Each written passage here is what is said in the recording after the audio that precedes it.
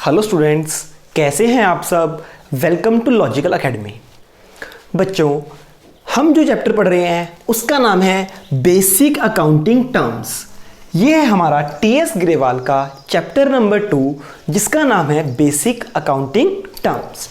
ठीक है जी बच्चे, आज हमारी बेसिक अकाउंटिंग टर्म्स की वीडियो नंबर 3 है जिसके अंदर आज इस चैप्टर को हम समअप कर देंगे।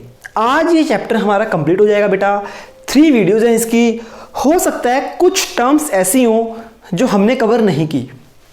बेटा जितना मैंने आपको पढ़ाया सिर्फ आपको उतना ही पढ़ना है, क्योंकि जो इससे नेक्स्ट टर्म्स हैं वो अभी हमें समझ में नहीं आने वाली। अगर आप पढ़ोगे तो सिर्फ उसकी क्रैमिंग होगी, वो काम हमने नहीं करना। हम इसके बाद अपना नेक्स्ट चैप्टर शुरू करेंगे। जैसे जैसे नेक्स्ट चैप्टर्स में वो टर्म्स का यूज होगा वैसे वैसे हम उन टर्म्स को कवर करेंगे। बेसिकली आज जितनी भी टर्म्स हैं वो सारी कवर हो जाएंगी। हो सकता है आज की वीडियो थोड़ी 5 और 10 मिनट लेंदी हो जाए, पर कोई बात नहीं, आपने बिल्कुल पेशेंस के साथ वैसे ही वीडियो को देखना है जैसे आप बाकी वीडियो को देखते हो। ठीक है जी, तो आओ बच्चे हम शुरू करते हैं अपनी नेक्स्ट टर्म।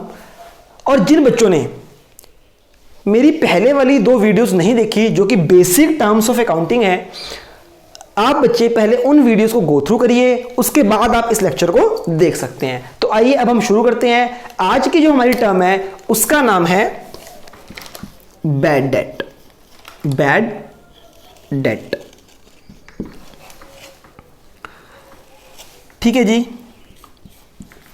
बच्चे, क्या मतलब है बैड डेट का, ध्यान से समझना। इसके आगे एक वर्ड लिखा है the amount which become irrecoverable. क्या है बेटा, बैड डेट का मतलब क्या है? The amount which become irrecoverable. क्या मतलब है सर इसका, समझते हैं इसको। देखिए बेटा बच्चे, मैंने सेल की, आज मेरे बिजनेस ने, मेरे डिपार्टमेंटल स्टोर ने कुछ सेल की। ठीक है जी, मैंने राम को सेल की। बच्चे हुआ क्या, राम को अचानक से राम के घर में फायर। आप समझते हो ना बच्चे, कभी आग से नुकसान हो जाता है किसी न किसी घर में। नेचुरल कैलेमिटी है बच्चे, आ गई तो आ गई, है ना। तो बच्चे राम का जितना भी बिजनेस था वो सारा बच्चे फायर लॉस के कारण खत्म हो गया। अब राम ने बोला कि भैया मैं आपका पैसा नहीं दे पाऊंगा। तो जो पैसा मैंने राम से लेना था, सपोज करो मैंने राम से 50,000 रुपए लेने हैं और राम बोलता है कि आज के बाद मैं आपका पैसा नहीं दे पाऊंगा, तो बच्चे वो पैसा हमारा डूब गया। वो पैसा हमारा डूब गया। तो बच्चे जो पैसा हमारा डूब जाता है, जो रिकवर नहीं होगा, उसको हम बोलते हैं बैड डेट। यानी वो अमाउंट हमारा क्या हो गया, बैड हो गया, वो खत्म हो गया। वो समझ आ गई बच्चे। तो क्या मतलब है बैड डेट का? The amount which become irrecoverable. जब कोई पैसा हमारा डूब जाता है, खत्म हो जाता है, जो हमने रिसीव करना है हमें नहीं मिलेगा, तो उस अमाउंट को हम बोलते हैं कि वो पैसा हमारा बैड डेट में चला गया, वो पैसा हमारा डूब गया। तो बैड डेट का मतलब क्या है? The amount which become irrecoverable। Clear है जितनी बात बच्चे आपको?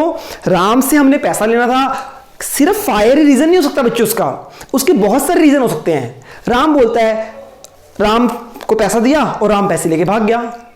राम को हमने सामान दिया, सामान लेके भाग गया, कभी मिला ही नहीं, उसके बाद गोली।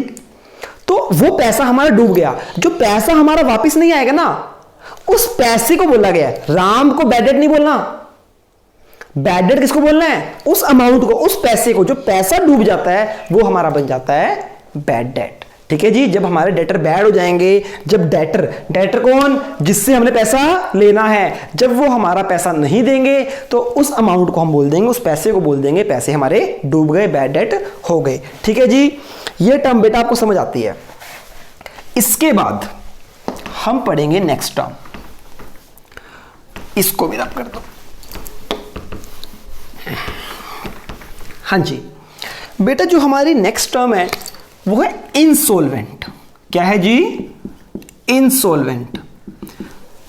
बेटा देखो, बैड डेट के बाद ही मैंने इंसॉल्वेंट को क्यों चूज किया।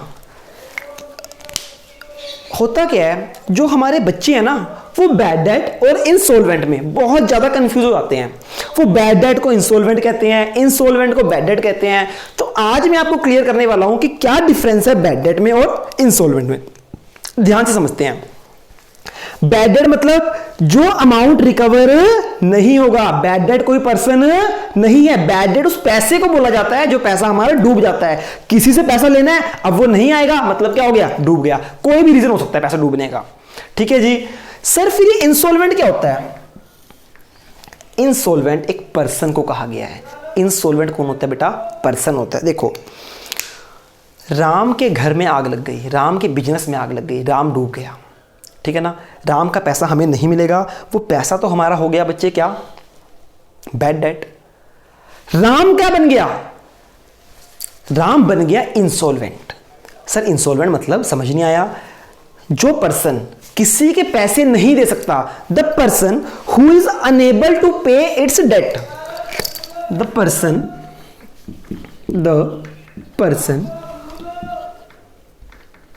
who is unable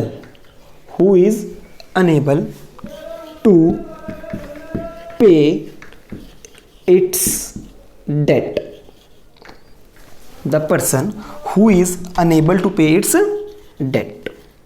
आप इसको लोन भी लिख सकते हो। जिसको लोन समझ आता है लोन, डेट समझ आता है डेट। मतलब मैं अभी आपको बता देता हूँ इसका होता क्या है। देखो जी बच्चे, जब इसको ना इंसॉल्वेंट को हिंदी में पता क्या बोलते हैं? हिंदी में बेटा, हिंदी में इसको बोलते हैं कंगाल। क्या बोलते हैं मेरे बच्चे? कंगाल। जब कोई इंसान कंगाल हो जाता है, जब किसी इंसान के पास फूटी कौड़ी नहीं रहती, नोट इवन अ सिंगल पैसा, जब किसी के सारे पैसे खत्म हो जाते हैं और उसने जिससे भी उधार पैसा लिया है और वो कहता है कि अब मैं किसी का पैसा नहीं दे पाऊंगा, तो वो पर्सन क्या हो गया? इंसॉल्वेंट। यानी इंसॉल्वेंट क्या हुआ? पर्सन। और जो उसका पैसा डूब गया, जो हमारे पास पैसा नहीं आएगा, पैसा हो गया बैड डेट। तो दोबारा से वो क्लियर करते हैं। द पर्सन, एक बंदा, who is unable to pay its date. Date मतलब लोन, जो उसने लोगों से पैसा लिया हुआ है, दैट इज कॉल्ड डेट। पैसा लिया या कोई सामान लिया जिसके पैसे उसने देने थे। जब कोई भी इंसान अपनी देनदारी नहीं चुका सकता, जब वो कंगाल हो जाता है, उसके पास कुछ नहीं बचता, that is called insolvent. Clear हुआ बेटा? बच्चे देखो दोबारा से इस वर्ड को ध्यान से सुनना। बैड डेट क्या है? अब मैं एग्जांपल देता हूं, एक एग्जांपल देता हूं, उससे आपको क्लियर हो जाएगा कि इंसॉल्वेंट कौन है और बैड डेट क्या होता है। देखो जी, ये मेरा बिजनेस है बच्चे, ये मेरा बिजनेस है, ठीक है जी। मैंने बेटा सेल की 2 लाख रुपीस की। किसको सेल की बेटा? अपने कस्टमर, मेरे कस्टमर का नाम क्या है? राम। राम को मैंने 2 लाख की सेल की ऑन क्रेडिट, उधार बेचा मैंने इसको सामान।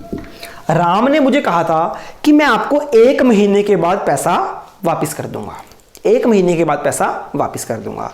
अब राम आज मुझे बोल रहा है कि सर मैं आपके पैसे नहीं दे सकता, मैं डूब गया हूं, मेरे को आग लग गई है मेरे बिजनेस में, या कोई और लॉस हो गया, चोरी हो गई है, थेफ्ट हो गया, कुछ भी हो गया है, पर अब मेरे पास देने के लिए फुट्टी कौड़ी नहीं है। तो जो मेरा ये 2 लाख रुपए है, क्या ये 2 लाख रुपए वापस आएगा? ये 2 लाख वापस नहीं आएगा। तो ये 2 लाख मेरा क्या बन गया? Bad debt. राम नहीं बैड डेट बना, ये मेरा पैसा बैड डेट बन गया, डूबा हुआ पैसा। बैड डेट का मतलब डूबा हुआ पैसा, ठीक है जी, समझ आया? 2 लाख बैड डेट हो गया। और राम क्या बन गया? आज की डेट में राम किसी को भी पैसे वापस नहीं कर सकता, तो बच्चे राम बन गया कंगाल। यानी क्या हो गया? कंगाल, यानी ये हो गया इंसॉल्वेंट। हिंदी में बेटा आप इसको कंगाल बोलते हो, जब किसी के पास फूटी कौड़ी नहीं बचती, वो इंसान कंगाल हो जाता है ना बेटा, तो उसको इंग्लिश में हम बोलते हैं, अकाउंटिंग टर्म में बोलते हैं इंसॉल्वेंट। तो राम हो गया इंसॉल्वेंट और पैसा उसका गया डूब, ठीक है जी। यानी कि पैसा, इस कंपनी ने से पैसा लेना था तो कंपनी के लिए पैसा डूब गया, तो कंपनी के लिए बैड डेट हो गया। तो अगर आपको क्वेश्चन में आए व्हाट इज बैड डेट, आपने लिखना है the amount which become irrecoverable. जो अमाउंट रिकवर नहीं होगा, जो पैसा डूब जाता है, खत्म हो जाता है, राइट ऑफ हो जाता है, उसको हम बोलते हैं बैड डेट।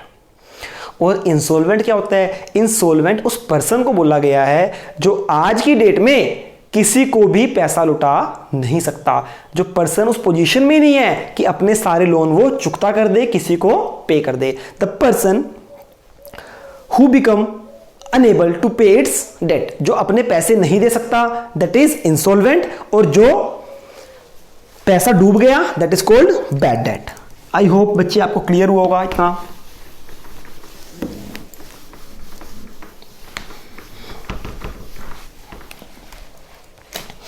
अगर मेरा ये बिजनेस है डिपार्टमेंटल स्टोर का, अगर मैंने किसी से पैसा लेना है, वो पैसा मेरे पास नहीं आया, तो मैं मान लूंगा वो पैसा मेरा डूब गया, वो पैसा मेरा बैड डेट हो गया, तो मैं अपनी बुक्स में डाल दूंगा ये पैसा बैड डेट हो गया। और उस पर्सन को मैं बोल दूंगा कि भैया तुम हो गए इंसॉल्वेंट। क्लियर है जी? यानी insolvent related to a person, bad debt related to a amount. इसके बाद हम एक टर्म पढ़ेंगे सोल्वेंट। क्या पढ़ेंगे जी? सोल्वेंट। नाम से ही क्लियर हो गया होगा। इंसॉल्वेंट कौन? जो अपना पैसा किसी को नहीं वापस कर सकता, जो अपनी लाइबिलिटीज को पे ऑफ नहीं कर सकता, वो बन जाता है इंसॉल्वेंट। और जिसके पास पैसा है, जो कंगाल नहीं है, जो अपना लोन चुकता कर सकता है, जो अपने लाइबिलिटीज पे कर सकता है, जिसके पास बहुत पैसा है, दैट इज कॉल्ड सोल्वेंट। इंसॉल्वेंट जिसके पास फुट्टी कौड़ी नहीं है, अपनी लाइबिलिटीज पे नहीं कर सकता। और सोल्वेंट कौन? जो ये सारे काम कर सकता है, जिसके पास पैसे की कमी नहीं है, जितना लोन है सारा पे कर देगा, अपनी लाइबिलिटीज को पे करने के लिए सक्षम है, दैट इज कॉल्ड सोल्वेंट। तो आई होप आपको सोल्वेंट भी क्लियर हो गया होगा बेटा, और इंसॉल्वेंट भी क्लियर हो गया होगा। इसके बाद बेटा हमारी एक बहुत इंपॉर्टेंट टर्म है जिसका नाम है डेप्रिसिएशन। बच्चे इस टर्म को बड़े ही ध्यान से समझना है आपने। क्या है बच्चे?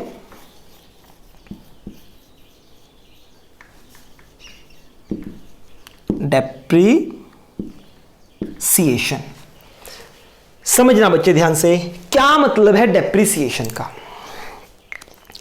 बेटा इसके ऊपर ना आपके पास एक चैप्टर आएगा, आई थिंक वो चैप्टर नंबर 14, 15 कुछ ऐसे चैप्टर है, वो चैप्टर आएगा, फुल फ्लेज चैप्टर है। पर यहां पे सिर्फ हमें इस टर्म को समझना है, डेप्रिसिएशन का मतलब क्या होता है।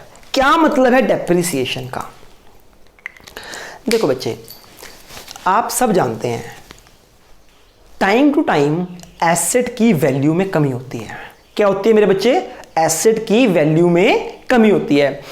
एसेट की वैल्यू में जितनी कमी होती है ना, उस कमी को हम डेप्रिसिएशन बोलते हैं। सर ये तो बड़ा मुश्किल है, समझ ही नहीं आया। ओके, हम पढ़ रहे हैं मेरे बच्चे डेप्रिसिएशन। क्या पढ़ रहे हैं? डेप्रिसिएशन। अब क्लियर होगा आपको। देखो जी बेटा, सपोज करो आपने एक फोन लिया। क्या लिया बेटा? ये फोन है बटनों वाला, है ना बच्चे? आपने एक फोन लिया, माउस लग रहा है क्या? आपने फोन लेट करना है। सपोज करो बच्चे आपने एक फोन लिया 50,000 रुपीज का। आपने न्यू फोन लिया 50,000 रुपीज का। बेटा आफ्टर 1 ईयर जब आप इस फोन को मार्केट में सेकेंड हैंड सेल करने जाओगे, तो क्या ये 50,000 में सेल होगा? नहीं, ये 50,000 का सेल नहीं होगा। तो बच्चे सपोज करो आपका 1 साल बाद इसकी वैल्यू मार्केट में डली 30,000 रुपए। फोन तो वही है, पर 1 साल बाद उसकी वैल्यू में कमी आ गई बच्चे। तो कितनी कमी आई है? 20,000 रुपीज की कमी आ गई। तो बच्चे ये अमाउंट, ये 20,000 rupees is called depreciation. Phone आपके लिए एक एसेट है। मोबाइल फोन हमारे लिए क्या है बच्चे? हमारी प्रॉपर्टी है, हम इसके मालिक हैं। ये हमारे लिए क्या है? एसेट। एसेट की वैल्यू में कमी आ गई। 50,000 से 30,000 की वैल्यू है। वैल्यू टुडे, आज की डेट की वैल्यू कितनी है? 30,000। 1 ईयर बिफोर वैल्यू उतनी थी। तो बच्चे कितनी वैल्यू में कमी आई? सर 20,000 की वैल्यू में कमी आई। तो जितनी वैल्यू में कमी आती है उसको हम बोलते हैं डेप्रिसिएशन, यानी एसेट की वैल्यू में गिरावट। समझ आइए बच्चे? इसको अभी खत्म नहीं हुआ, इसको हम और अच्छे एग्जांपल समझेंगे। ठीक है जी? इसके आपको मैं ना, वैसे तो इसके 4 रीजन होते हैं, डेप्रिसिएशन आने के 4 रीजन है, पर बेटा हम इसको सिर्फ 2 रीजन से पढ़ेंगे जो इंपॉर्टेंट है। एक है बच्चे passage of time, and second है मेरे बेटा वियर एंड टीयर। क्या मतलब है बच्चे वियर एंड टियर का, क्या मतलब है पैसेज ऑफ टाइम का? देखो, एसेट की वैल्यू में कमी आने के दो रीजन है। एसेट की वैल्यू में कमी आने के दो रीजन है, यानी डेप्रिसिएशन होने के दो रीजन है। कौन कौन से? एक है पैसेज ऑफ टाइम, एक है वियर एंड टियर। क्या मतलब है पैसेज ऑफ टाइम का? मैं आपको एक छोटा सा एग्जांपल दूंगा, जल्दी से आपको बात समझ आएगी। बच्चे सपोज करो किसी इंसान ने आज के दिन एक कार खरीदी मार्केट से। उस कार की वैल्यू है बेटा 10 लाख रुपीस। वो अभी कार लेके घर पे पहुंचा ही था, अचानक से उसको एक कॉल आया उसके फ्रेंड का कि आपका वीज़ा लग चुका है अमेरिका का, और आपकी मैंने कल की ही फ्लाइट की टिकटें बुक कर दी हैं, आप अमेरिका आ जाओ। अब जिस पर्सन ने कार ली है, अब बेटा कार तो अमेरिका जाएगी नहीं, तो उसने क्या किया, अपनी बिल्कुल न्यू कार को एक गैरेज में बंद किया और वो नेक्स्ट डे ही अमेरिका में निकल गया, अमेरिका को निकल गया। 10 लाख की उसने कार बाई की है और कार उसकी गैरेज में खड़ी है और वो अमेरिका चला गया। बच्चे वो 5 साल बाद आफ्टर 5 ईयर अमेरिका से वापस आता है। अमेरिका से वापस आता है तो सबसे पहले वो एक काम करता है, वो कहता है मैं इंडिया 1 महीने के लिए आया हूं, तो क्यों ना जो मैंने कार के ऊपर 10 लाख रुपए लगाए थे, आज मैं अपनी कार को मार्केट में सेल कर देता हूं। तो बच्चे वो आता है और एक कार डीलर को बुलाता है और अपनी कार को मार्केट में सेल कर देता है। डीलर बोलता है कि भैया आपको कार के 10 लाख रुपए नहीं मिलेंगे। वो बंदा कहेगा कि भैया मैंने 10 लाख की कार खरीदी थी, यूज मैंने की नहीं, तो उसकी वैल्यू में कमी नहीं होनी चाहिए। वो बोलेगा नहीं भैया, वैल्यू में कमी जरूर होगी। सपोज करो मेरे बेटा उसकी वो 10 लाख की कार, कितने की कार मेरे बच्चे? 10 लाख की कार सेल हुई आज 6 लाख की। कितने की सेल हुई बेटा? 6 लाख की। कार 5 साल पहले, 5 ईयर बिफोर 10 लाख रुपीस की परचेज की थी। आफ्टर 5 ईयर वो सेल हो रही है मेरे बच्चे कितने की? 6 लाख की। तो एसेट की वैल्यू में, कार एक एसेट है, कितनी कमी आई? यानी उस कार के ऊपर 4 लाख का डेप्रिसिएशन लग गया। अब बताओ बच्चे, जो ये वैल्यू में कमी आई ये क्यों आई? क्या उसने कार यूज की? क्या कुछ कार टूटी फूटी? नहीं ना, सिर्फ और सिर्फ passage of time, time pass हो गया, 5 साल बीत चुके हैं, तो बच्चे एसेट की वैल्यू में कमी आना स्वाभाविक है ना? नेचुरल सी बात है कि एसेट की वैल्यू में तो कमी आएगी। तो बच्चे एसेट डेप्रिशिएट होती है, आपकी घर की आइटम्स भी डेप्रिशिएट होती हैं, पर हमें नहीं पता होता कि इसको डेप्रिसिएशन बोलते हैं। समझाया? तो टाइम पास होने की वजह से वैल्यू में कमी आ जाती है। अब बात करते हैं बच्चे वियर एंड टियर। अब हम बात करेंगे डेप्रिसिएशन होने का दूसरा कारण, जो है मेरे बेटा वियर एंड टियर। क्या मतलब है वियर एंड टियर का सर? देखते हैं जी बच्चे। देखो, अब फिर एग्जांपल लेते हैं दोबारा से। एक पर्सन था जिसने आज के दिन मार्केट से नई कार परचेज की 10 लाख की। ठीक है जी। अभी मेरा बेटा वो शोरूम से कार लेके निकला ही था, एकदम ट्रक ने टक्कर मार दी कार को। अब इससे क्या हुआ? कार की डिग्गी खत्म हो गई, हेडलाइट्स खत्म हो गए, यानी कार का ठीक ठाक नुकसान हो गया। अब उसने सोचा कि यार मैं टूटी फूटी कार तो घर लेके जाऊंगा नहीं, तो वो दोबारा शोरूम में ही गया। आपको पता है वहां पे सेकंड हैंड डीलर बैठे होते हैं, उसको दिखाया कि भैया ये मेरी कार है, अभी अभी मैंने ली है 10 लाख रुपए की और मैं इसको सेल करना चाहता हूं। तो बेटा उन्होंने कार की कंडीशन देखी और उन्होंने बोला कि भैया आपकी कार को तो काफ़ी नुकसान हो चुका है, आपकी हाफ कार तो डैमेज हो चुकी है, तो आपको 10 लाख तो मिलेंगे नहीं इसके। वो कहता कितने मिलेंगे? वो कहता है अब आपको, आपने जो कार 10 लाख में ली थी वो वियर एंड टियर, टूट फूट हो गई कार में, वियर एंड टियर की वजह से हम उसको 5 लाख रुपीस की खरीदेंगे। या चलो 6 लाख कर दो, ज्यादा कम हो गए ना। वो कहते हैं कि हम आपके 10 लाख की कार को 6 लाख का बाय करेंगे। तो बच्चे देखो, कार की वैल्यू में कमी, कितनी कमी आ गई? 4 लाख। बच्चे क्या टाइम पास हुआ है? अभी तो कोई पैसेज ऑफ टाइम ही नहीं हुआ। अभी आधे घंटे पहले 10 लाख की थी, आधे घंटे बाद 6 लाख की। तो बच्चे ये डेप्रिसिएशन क्यों हुआ? इसका रीजन है मेरे बेटा वियर एंड टियर। टूटने और फूटने की वजह से उस कार की, उस एसेट की वैल्यू में कमी आ गई। तो बच्चे जब भी आप मार्केट में सेकेंड हैंड चीज़ सेल करने जाते हो, हमेशा वो उतने की सेल नहीं होगी जितने की आपने खरीदी है। क्यों? क्योंकि मेरे बच्चे उसके ऊपर वियर एंड टियर होगा, उसके ऊपर पैसेज ऑफ टाइम लगेगा। हाँ, पर वहीं पर कुछ एसेट्स ऐसी हैं जिसके ऊपर डेप्रिसिएशन नहीं लगता। आपको हल्का सा हिंट देता हूं बेटा मैं उसका। जैसे लैंड हो गई, लैंड आपने 15 साल पहले कोई लैंड खरीदी थी 5 लाख की, है ना, बट ऑब्वियस है बच्चे आफ्टर 15 ईयर वो हमेशा 5 लाख से ज़्यादा की ही सेल होगी। सपोज करो आफ्टर 15 ईयर वो 8 लाख की सेल हुई, तो देखो बच्चे टाइम पास तो हुआ, 15 ईयर पास हो गए, पर एसेट की वैल्यू में डेप्रिसिएशन नहीं, एप्रिसिएशन हो गया। क्या हो गया बच्चे?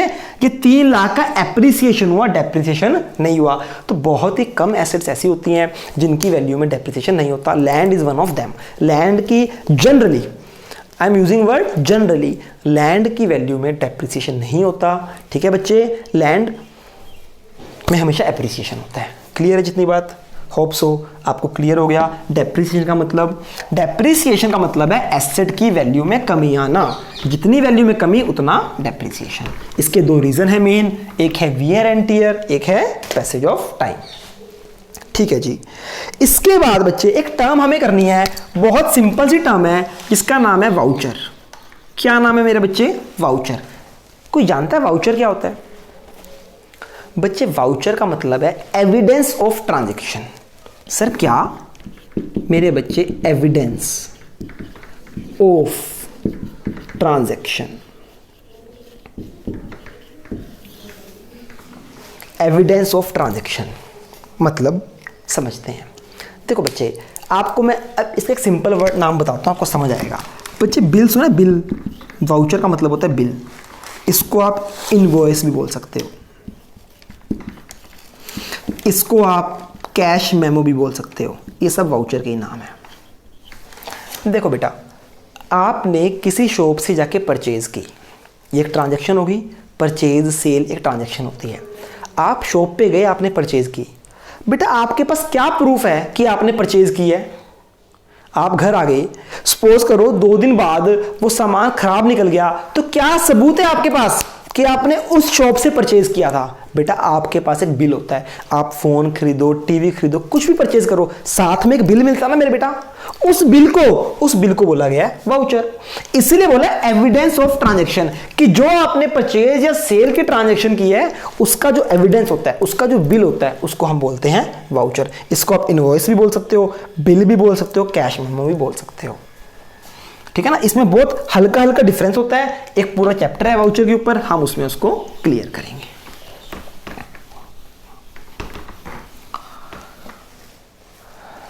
बच्चे अब जो हमने वर्ड सीखना है उसका नाम है रिवेन्यू। अच्छा बेटा, रिवेन्यू से पहले मैं आपको एक चीज़ क्लियर करना चाहता हूँ, आप उस बात को ध्यान से समझना।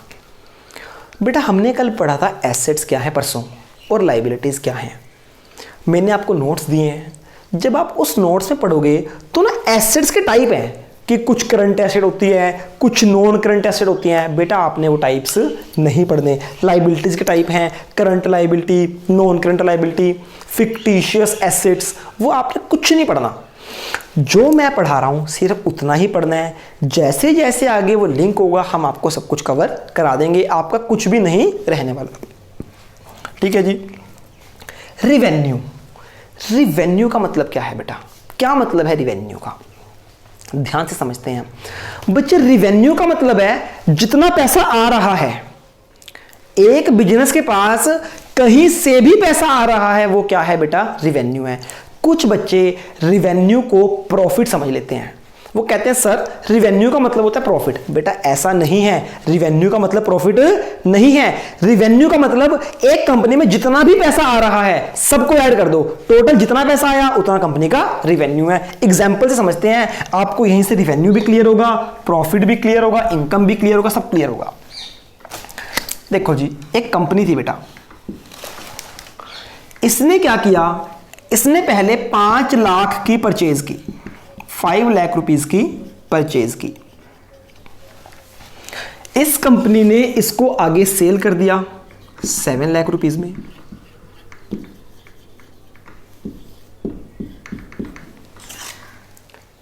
बच्चे 5 लाख का सामान खरीदा और 7 लाख में सेल कर दिया तो कंपनी के पास कितने पैसे आएंगे बेटा? 7 लाख रुपए। कंपनी के पास आए 7 लाख रुपए रिसीव्ड, 7 लाख रुपीज रिसीव्ड। अच्छा, ये तो पता है ना आपको कि जब हम सेल करेंगे तो सामान जाएगा, पैसा आएगा। एक दुकानदार, एक शॉपकीपर जब मार्केट में सेल करता है ना मेरे बेटा, तो पैसा आता है उसके पास। ठीक है जी, तो कंपनी के पास 7 लाख रुपीज या इस शॉपकीपर के पास 7 लाख रुपीज आ गए। तो बच्चे जितना पैसा कंपनी के पास आया ये हुआ हमारा रिवेन्यू। ठीक है जी। अब देखो बच्चे, कंपनी ने ये सामान खरीदा कितने में था? 5 लाख में। हमने परचेज किया था 5 लाख में, सेल किया कितने में? 7 लाख में। तो बेटा हमारा प्रॉफिट कितना हुआ? प्रॉफिट हमारा हुआ 2 लाख रुपीज। कैसे सर? ये है हमारी परचेज, ये है हमारी सेल, ये है हमारा प्रॉफिट।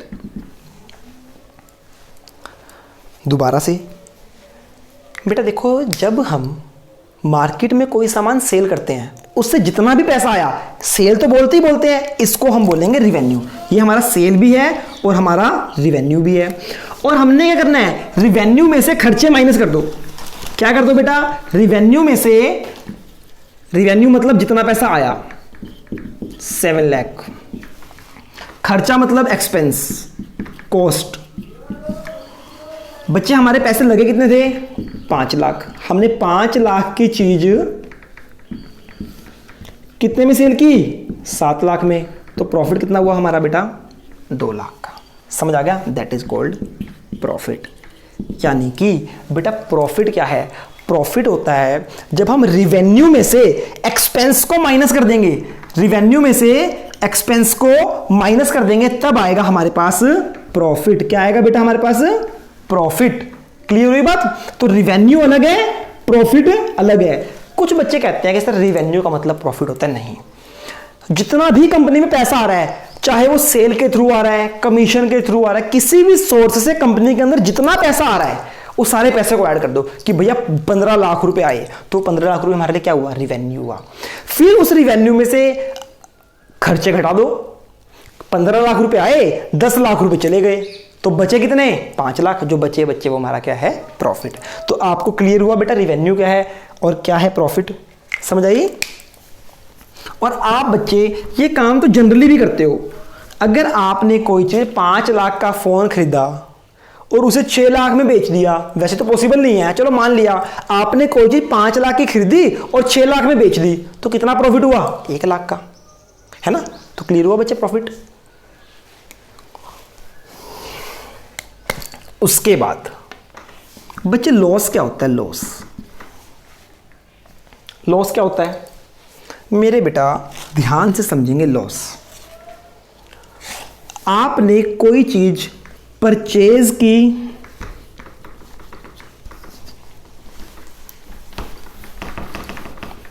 बच्चे लॉस को समझेंगे ध्यान से। आपने कोई चीज परचेज की, कितने की मेरे बेटा? 9 लाख रुपीस की परचेज की। आपने कुछ सामान खरीदा 9 लाख रुपए का, और बच्चे आपने इसको सेल कर दिया क्योंकि आपको मार्केट में कस्टमर नहीं मिला, तो आपने इसको कम पैसे में सेल कर दिया। आपने सेल कर दिया 8 लाख रुपए में। 9 लाख की चीज ली, 8 लाख में सेल कर दिया। प्रॉफिट हुआ, लॉस हुआ? क्या नुकसान हुआ, फायदा हुआ? बच्चे नुकसान हो गया, लॉस हो गया। कितना लॉस हुआ बेटा? 1 लाख का। तो समझ आया? जब हमारे सेल की वैल्यू कम हो, खर्चे की वैल्यू ज़्यादा हो, तो लॉस हो जाता है। अगर हमारी सेल वैल्यू ज़्यादा है और खर्चे की वैल्यू कम है तो प्रॉफिट। समझ आई बच्चे बात? आपने 9 लाख में खरीदा था, 8 लाख में बेचा, तो आपको 1 लाख का लॉस हो गया। अब बच्चे आप एक वर्ड पढ़ोगे उसमें गेन। बच्चे गेन इक्वल टू प्रॉफिट। अभी के लिए आप ये मान के चलो, गेन का मतलब क्या होता है? गेन प्रॉफिट का ही एक नाम है मेरे बच्चे। गेन का मतलब क्या है? प्रॉफिट। बस प्रॉफिट के टाइप्स हैं 2, एक है ग्रॉस प्रॉफिट, एक है नेट प्रॉफिट। ये बच्चे हम बाद में पढ़ेंगे। एक चैप्टर आएगा आपका फाइनल अकाउंट, उसके अंदर पढ़ेंगे बच्चे हम ग्रॉस प्रॉफिट क्या होता है, नेट प्रॉफिट क्या होता है। अभी आप सिंपल समझो प्रॉफिट का मतलब क्या है और लॉस का मतलब क्या है और गेन का मतलब क्या है। गेन का मतलब बच्चे प्रॉफिट, समझ आ गई जी इतनी बात, ओके। इसके बाद बच्चे हमारी लास्ट 2 टर्म्स रह गई हैं आज की, उसके बाद हमारा चैप्टर फिनिश। अभी तक किसी को कोई दिक्कत परेशानी प्रॉब्लम नहीं, क्लियर है सब जी। उसके बाद भी अगर आपको कुछ क्लियर नहीं होता मेरे बच्चे तो स्क्रीन पे मेरे दोनों नंबर हैं, आप कभी भी कॉल कर सकते हैं। अगेन रिपीट कर रहा हूं 24/7, ठीक है जी। हाँ जी, तो बच्चे नेक्स्ट हमारी जो टर्म है उसका नाम है गुड्स। जनरली आप जानते हो बेटा गुड्स का मतलब होता है सामान, जो चीज मैं खरीद रहा हूं और आगे मैं उसको बेच रहा हूं, that is called goods. Goods का मतलब सामान। एक राशन की दुकान, एक डिपार्टमेंटल स्टोर के लिए जो उसके पास चीनी, दालें, आटा, साबुन, सोप, फेस वॉश, ये सब क्या है उसके लिए, उसकी गुड्स है, वो उसकी सामान है सारे के सारे, ठीक है बच्चे। तो गुड्स का मतलब क्या होता है बच्चे, सामान। लास्ट आपका जो वर्ड है बच्चे, लास्ट है आपका स्टॉक। क्या है बच्चे, स्टॉक। और इसका दूसरा नाम क्या है बेटा, इन्वेंटरी। क्या है जी, इन्वेंटरी। बस बच्चे आज की लास्ट टर्म है, आज की क्लास अपनी आखिरी सांसें ले रही है बेटा, खत्म बेटा खत्म, घबराने की जरूरत नहीं आपको। सर थक गए, बस बेटा बस, हो गया हो गया। लास्ट टर्म है मेरे बेटा स्टॉक एंड इन्वेंटरी, एक ही नाम है। क्या होता है स्टॉक बच्चे, देखो मान लो मैंने कुछ गुड्स परचेज की, ठीक है जी, गुड्स परचेज कर ली। होता क्या है बेटा, कई बार सारी गुड्स सेल नहीं हो पाती, कुछ गुड्स मेरे पास बच गई। तो जो सामान हमारा सेल नहीं हुआ, जो गुड्स आगे सेल नहीं हुई, जो बच गई, उसको हम बोल देते हैं स्टॉक। क्लियर हुआ, स्टॉक क्या है, बचा हुआ सामान। एक शॉप का जो सामान सेल नहीं होता, मान लो एक ईयर है, आपको बेटा मैंने बताया था ना, एक ईयर बताया था, याद है सबको? हाँ जी सर याद है। बच्चे ये कंप्लीट ईयर है, 1 अप्रैल को शुरू हुआ और 31 मार्च को खत्म हो गया। बच्चे यहां पे सपोज करो आपने 50 kg शुगर बाय की, डिपार्टमेंटल स्टोर की बात है, तो चीनी खरीदेगा उसको बेच देगा। 50 किलो चीनी बाय की बेटा, ये सामान है, ये गुड्स है, सेल करता गया करता गया करता गया करता गया। बच्चे पूरे साल में उसकी 40 kg सेल हुई। परचेज गुड्स कितने की थी बच्चे उसने, ये परचेज थी 50 kg और पूरे साल में 40 kg सेल हुई। तो बच्चे इस साल के एंड में यहां पे वो बोलेगा मेरे पास 10 kg गुड्स रह गई है ना बच्चे, 10 kg गुड्स बच गई जो सेल नहीं हुई। बच्चे इसको ही हम बोलते हैं स्टॉक, बचा हुआ सामान। जो ईयर एंड पे सामान सेल नहीं होता, दैट इज कॉल्ड स्टॉक। या इसका दूसरा नाम क्या है बच्चे, इन्वेंट्री। आगे फिर इसकी बच्चे टाइप्स हैं, ओपनिंग स्टॉक, क्लोजिंग स्टॉक, वो बाद में करेंगे, अभी नहीं करनी। सिंपल स्टॉक का मतलब क्या है, स्टॉक का मतलब है बचा हुआ सामान। बेटा आज हमारा चैप्टर बेसिक टर्म या बेसिक अकाउंटिंग टर्म्स खत्म हो चुका है, या आप इसको कह सकते हो बेसिक टर्म्स ऑफ अकाउंटिंग। हो सकता है 5-10 टर्म्स हमने अभी नहीं की हों, एक्सपेंडिचर नहीं हमने पढ़ा, और भी कुछ सब पार्ट्स हैं हमने नहीं पढ़े। बच्चे कोई बात नहीं, जो नहीं पढ़े उसका एक रीज़न है, हमने जिसलिए नहीं पढ़ा उसको, ठीक है बच्चे। अभी इस चैप्टर से आपको इतना ही पढ़ना है, इसके बाद ये चैप्टर आपके लिए फिनिश हो जाएगा, ठीक है। आज के लिए इतना ही, अपने घर में रहिए, सुरक्षित रहिए, ठीक है बच्चे, गुड बाय।